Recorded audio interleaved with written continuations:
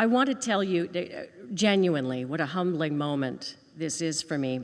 From the day that I received the phone call, about 12 months ago, in fact, telling me that I would be getting this honor, it has seemed more than surreal.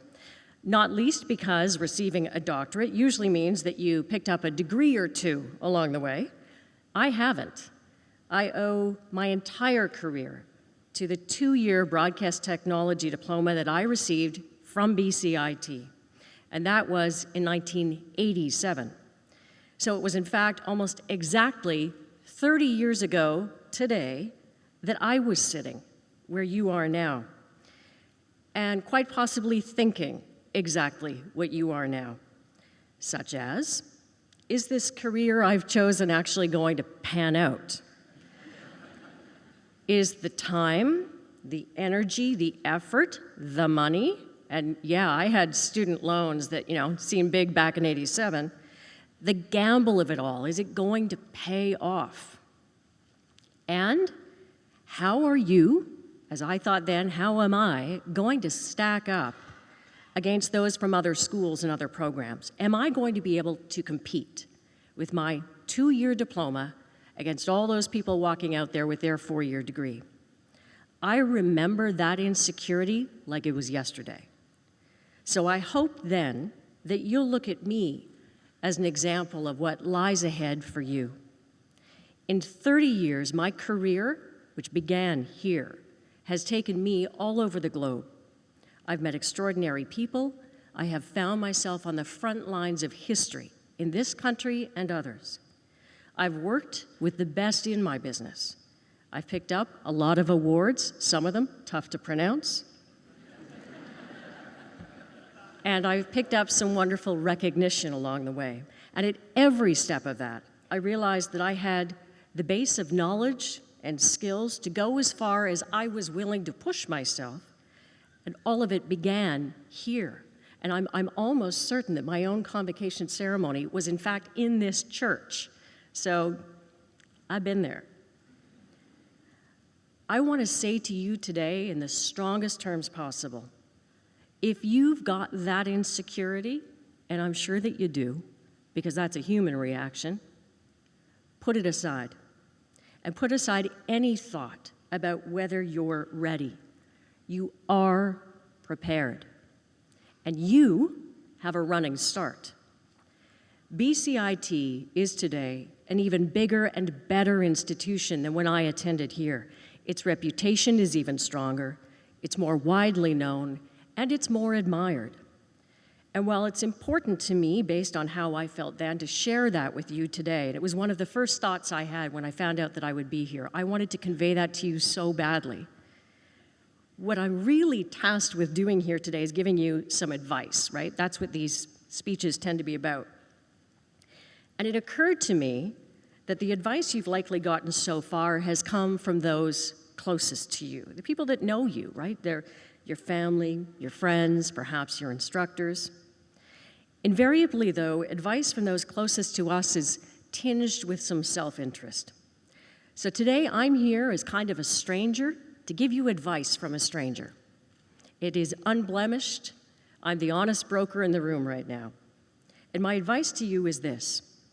Your friends and family may tell you, try your luck, get started in your career here, close to home, close to them. I'm going to tell you to move. I know, the parents are going, what? Take away that doctorate. She's not used to it yet. She'll be fine. If you've only ever lived in a big city, go live in a small one. If you've only ever lived in one province, try another one. And I'm telling you, you will find community there because you will find BCIT grads in every corner of this country, big and small. So there's somebody waiting for you already that shares your experience. Speaking specifically to the broadcasters and future broadcasters and journalists in the crowd, remember this, that your credibility as a journalist is going to be about your ability to tell a story in context.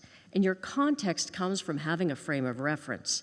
And that means understanding your country If you're going to tell people what happened today and put it in some frame that makes sense, you've got to have the experience to tell that in a convincing way. You need to understand your country and the challenges that exist in every part of it. If you want your career to be about telling people about the world, you need to get out into it to places you have never been. Because of Skype and FaceTime, you can continue to connect with family. And specifically to the journalists, I would say it's never been more important, I believe, in my lifetime, or I suspect in yours, to speak truth to power. Journalism is a fundamental pillar of democracy. And right now, in a world of fake news and politicized invective that masquerades as information, your job as truth tellers, and that's what we are, will be critically important. We see examples all over the world right now of what happens when people don't pay attention anymore, when they don't vote. And no society has ever been well served by an apathetic citizenry. So to all of you, I'm asking this. On behalf of me as a doctoral recipient, on behalf of me as a journalist, on behalf of me as a parent and a Canadian, after all that you've learned, all the time and attention and the energy that you've put into that, don't stop learning. Kathy, you took the words right out of my mouth a few minutes ago. Stay engaged in the world. You've been so focused on building these last 2 years. Don't let that energy dissipate now.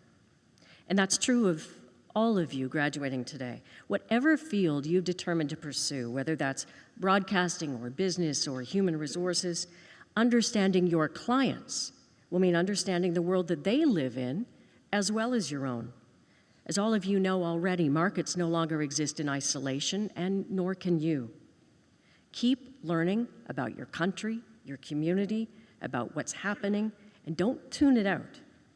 You're poised now to go into the world and make your mark. So you can do that by staying informed about the world around you. So that's my advice. But like a good student of social media, and yes, the CBC wants us on Twitter all day long, and I am, to the frustration of my partner, Eric, who's sitting here happily in charge of my phone right now, so I can't be checking it while we're doing this. I didn't want to stop with just my advice, so I decided to word cloud. Hip, right? Totally plugged into the talk of today. I decided to word cloud my advice to you by turning to my Twitter followers and asking them to weigh in. I asked them, what's the best piece of advice you've ever gotten? I got lots of responses. And the advices ranged from the heartfelt, pick your battles, always remember that this too shall pass, to the very practical, never eat yellow snow. Truer words, right? But interestingly, there was a kind of a theme that emerged in the responses that I got. People who have been at this business of building their careers a long time, and that's all of us up here, and your parents as well. People that I know who follow me on Twitter, who come from the world of journalism, from business, from entertainment, from politics, overwhelmingly suggested this, that I advise you to be patient. Some of the quotes, life is a marathon, not a sprint. Yeah, it's cliche, but it's also true as heck. It's the tweet that kept getting favorited and retweeted long after I'd started writing my speech. Because in fact, we've all been where you're going. We were eager to get going. We were willing to put in the time and work hard. But many of us want to remind you to be good to yourself along the way. Give yourself the permission to get it wrong once in a while without being defeated by it. Try not to get so swept up in the pace sometimes that you forget what it feels like to slow down a little. There was some other good advice. Never send an email in anger. Let me tell you, emails are the lifeblood of my business. You send a bad email, that's a headline for me. So take your time with those. In a crisis, take your own pulse first, calm down. Be the face of calm among chaos. And start your day by rising early. Enjoy your morning before the day gets going and you give your time to everyone else. Now, you might be hearing this and thinking, well, that's fine, Swain. Good to say when your career is already underway, 30 years under your belt, maybe you're already done, you don't care, slow down. But we are just starting. We've put in the long hours and we plan to keep doing it because, of course, we are impatient. We want to get going. We want to pay off the student loans. We want to, buy a car, get an apartment with, get out of our parents' basement, wherever you are. And I have someone your age in my basement, so I know. You're saying, we have to, put the foot down, gas all the way because there aren't any jobs out there. We're competing to be picked up by somebody. And I know you've been told that. I know you've been told, there are no jobs out there. And I bet you've been told that more times than you can count. So here is my final piece of advice. Forget that. Just forget it. It's nonsense. There are jobs out there just as surely today as there have ever been. And there's one waiting for you with your name on it. You just got to find your path there.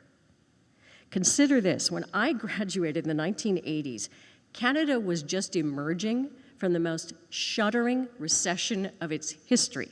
How's that for a way to walk out the door? The Bank of Canada rate hit 21% in the 1980s. The inflation rate averaged more than 12%. The unemployment rate in this country was higher than was in the US, which is really a statistical anomaly. An aspiring broadcast journalist didn't have many places to look, and everybody told me there are no jobs. Where specialty channels dominate the market now, so for instance, think about TSN, HBO, even the Weather Network, they didn't exist. The only TV networks in this country were CBC and CTV. Global didn't even exist as a network yet. There was no internet. I know, right?